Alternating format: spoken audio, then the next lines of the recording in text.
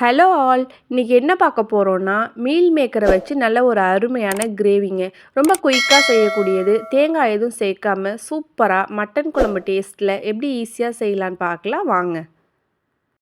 இந்த கிரேவி செய்கிறதுக்கு 1 cup meal maker எடுத்துக்கோங்க. அதை நல்லா ஒரு 2, 3 தண்ணி ஊற்றி நல்லா கழுவுன பிறகு நம்ம வந்து கொதிக்க வச்சுருக்க தண்ணியை சேர்த்துக்கலாங்க. தண்ணி கொஞ்சம் எக்ஸ்ட்ராவாகவே சேர்த்துக்கோங்க. ஏன்னா இது நல்லா ஊறி வரும். இது மூழ்கிற அளவுக்கு கொஞ்சம் எக்ஸ்ட்ராவாகவே தண்ணி சேர்த்துட்டு நம்ம ஒரு 15 நிமிஷத்துக்கு ஊற வச்சிடலாங்க. இப்போ பார்த்தீங்கன்னா 15 நிமிஷம் ஆயிடுச்சு. ஓப்பன் பண்ணி பார்க்கலாம். மீல் மேக்கர் பார்த்திங்கன்னா நல்லாவே ஊறி இருக்குதுங்க. இதுலேயே பாதி இது வந்து நல்லாவே வெந்திருக்கும். இப்போ இந்த தண்ணியை ஃபில்ட்ரு பண்ணிவிட்டு ஒரு தண்ணி கூட எக்ஸ்ட்ரா விட்டு நல்லா கழுவிட்டு தண்ணி இல்லாமல் எடுத்துகிட்டு வந்திருக்கலாம். ஆனால் பார்த்திங்கன்னா தண்ணி நல்லா உறிஞ்சு வச்சுருக்கோம். அதனால் அந்த தண்ணியெல்லாம் புழிஞ்சிட்டு நம்ம ஒரு பிளேட்டுக்கு மாற்றிக்கலாங்க. தண்ணி எல்லாத்தையும் புழிஞ்சிட்டு நம்ம வந்து மசாலா கூட சேர்க்கும்போது தாங்க இதில் மசாலா நல்லா ஊறி சாப்பிட நல்லாயிருக்கும். அதனால் எல்லா தண்ணியுமே நல்லா ஃபில்ட்ரு பண்ணிவிட்டு இது மாதிரி எடுத்து வச்சுக்கோங்க. இப்போ இதை சைடில் வச்சுட்டு நம்ம கிரேவிக்கெல்லாம் ரெடி பண்ண ஆரம்பிச்சிடலாங்க. ஒரு ஃப்ரையிங் பேனில் 1 டேபிள் ஸ்பூன் அளவுக்கு ஆயில் சேர்த்துக்கோங்க. ஆயில் நல்லா சூடான பிறகு லோ ஃப்ளேமில் வச்சுட்டு 1 டீஸ்பூன் சோம்பு, ஒரு பட்டை, ஒரு கிராம்பு, ஒரு ஏலக்காய், ஒரு பிரியாணி இலை சேர்த்துக்கோங்க. ஒரு பெரிய வெங்காயத்தையும் இது மாதிரி நீல வாக்கில் அரிஞ்சு சேர்த்துக்கோங்க.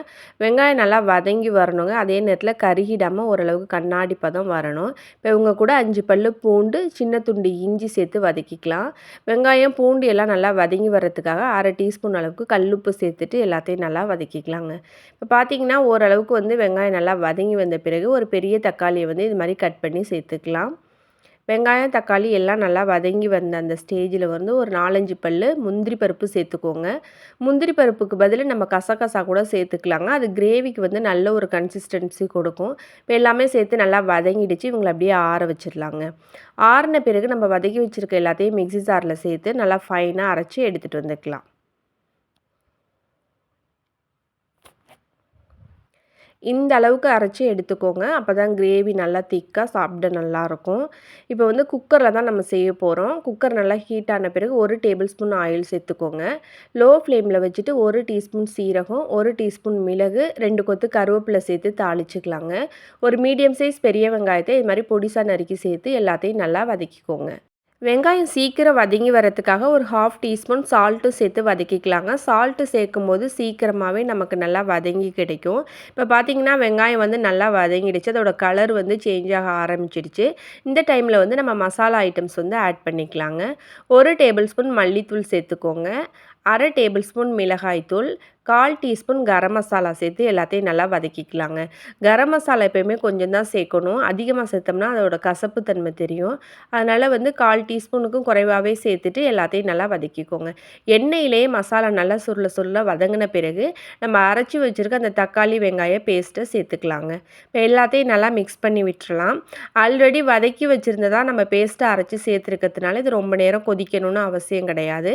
ஓரளவுக்கு நல்லா மிக்ஸ் ஆன பிறகு ஆல்ரெடி நம்ம வந்து தண்ணியெல்லாம் புழிஞ்சிட்டு ரெடியாக வச்சுருக்கோம் இல்லைங்களா மீல் மேக்கர், அதை ஆட் பண்ணி எல்லாத்தையும் நல்லா கலந்துக்கலாங்க. எல்லா இடத்துலையும் மசாலா கோட் ஆகிற மாதிரி நல்லா மிக்ஸ் பண்ணி விட்டுக்கோங்க.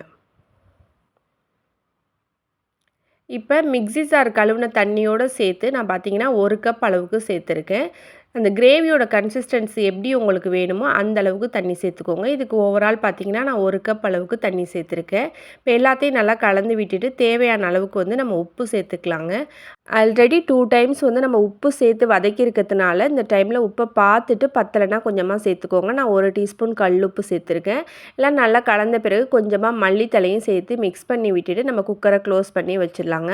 ஒரு 3 விசிலுக்கு வந்து நம்ம வேக வச்சு எடுத்துக்கலாம். அப்போ நல்லா வந்து மீல் மேக்கர் வெந்து நல்லா சாஃப்ட் அண்ட் டேஸ்ட்டாக நமக்கு கிடைக்கும். இப்போ பார்த்தீங்கன்னா 3 விசில் வந்துருச்சு. நம்ம வந்து குக்கரை வந்து ஆஃப் பண்ணி வச்சிடலாங்க. குக்கரில் உள்ள அந்த ப்ரெஷர் எல்லாமே நல்லா ரிலீஸ் ஆன பிறகு தான் நம்ம வந்து ஓப்பன் பண்ணணும். வாங்க ஓப்பன் பண்ணி பார்க்கலாம்.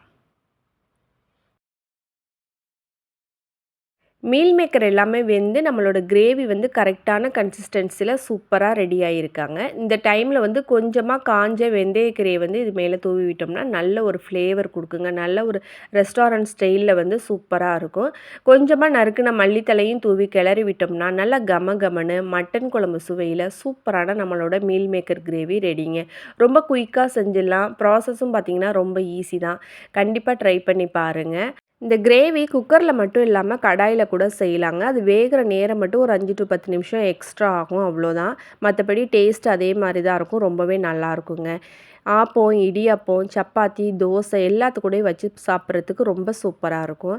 கண்டிப்பா ட்ரை பண்ணி பார்த்துட்டு உங்க ஃபீட்பேக் சொல்லுங்க. இந்த வீடியோ புடிச்சிருந்துச்சுன்னா லைக் பண்ணுங்க, ஷேர் பண்ணுங்க. மறக்காம நம்ம டெல்டா சமையல் சேனல சப்ஸ்கிரைப் பண்ணுங்க. தேங்க் யூ ஃபார் வாட்சிங்.